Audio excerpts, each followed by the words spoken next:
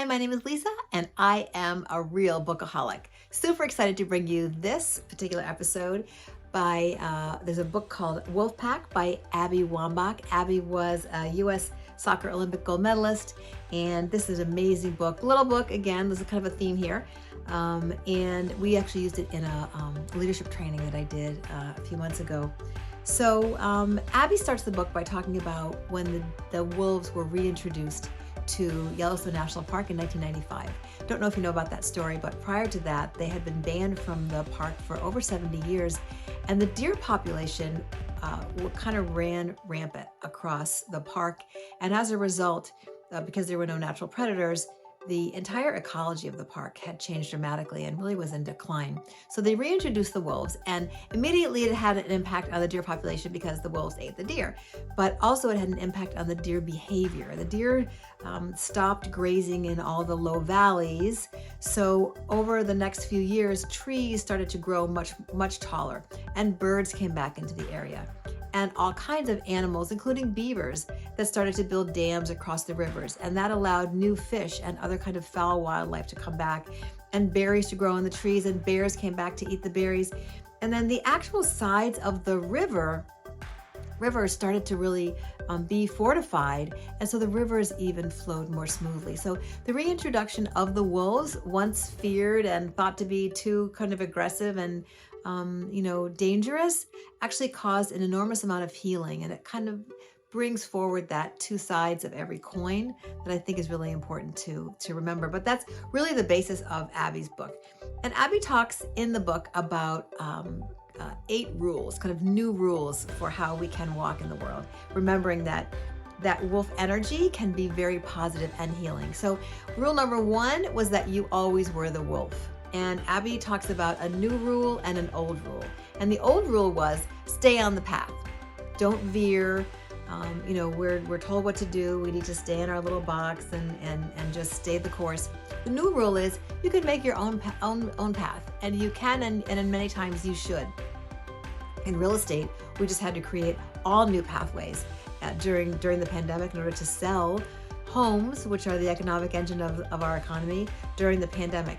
And then at the end of each chapter, she has a call to the pack. So for example, for this rule, the call to the pack is wear what you want, love who you love, become what you imagine, create what you need. You never were Little Red Riding Hood. You always were the wolf. Rule number two is to be grateful and ambitious. So the idea here is that we can feel deep gratitude for all of those gifts given to us, but we can also be ambitious, and we can continue to strive for all kinds of new heights. And I just love that, because it doesn't, we don't have to feel that we can't be grateful for what we have and yet not always strive for something more. I just love that. Number 3 is lead from the bench. So there were a number of times when Abby got benched, and at first she just didn't know how to act in those situations. But then she realized how important it was to be able to really take a step back many times to allow others to rise. And I love that. Rule number 4 is make failure your fuel. This is super important in sales. If you're in sales in any way, you do have to be able to live the idea that every no brings you that much closer to a yes. And those things are super important. And so, Abby's, one of the things that I love about the call to the pack here in failure is your fuel, is that Wolfpack, call to this Wolfpack is try, fail, feel it, feel that burn, and then let that transform your failure into your fuel. So don't ignore those failures. Look at them, feel them. What can you learn from them, and how will that change what you do next time? Number 5 is champion each other.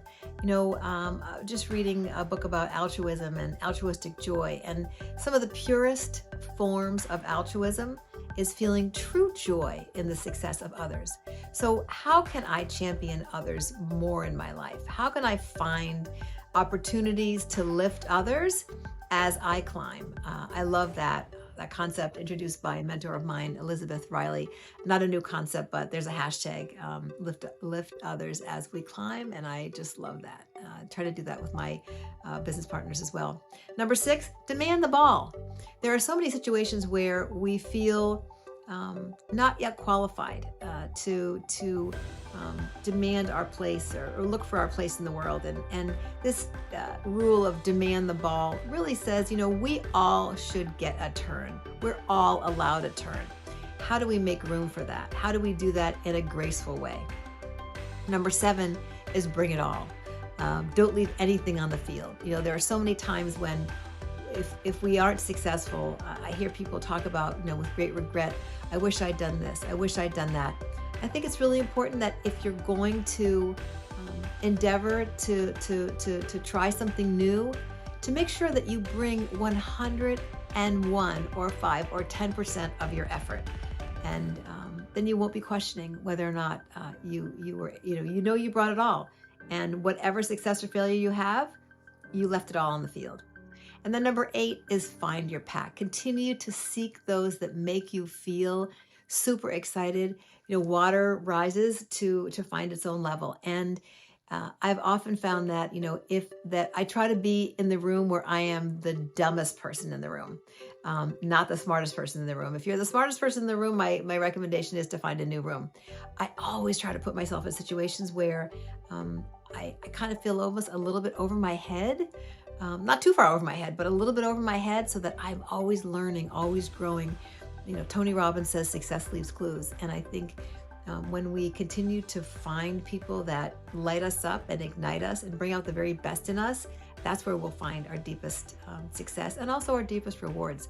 So again, I cannot recommend Wolfpack more highly. It's a great little read. It's a great gift. If you're a team leader in some way, I think that it would be really...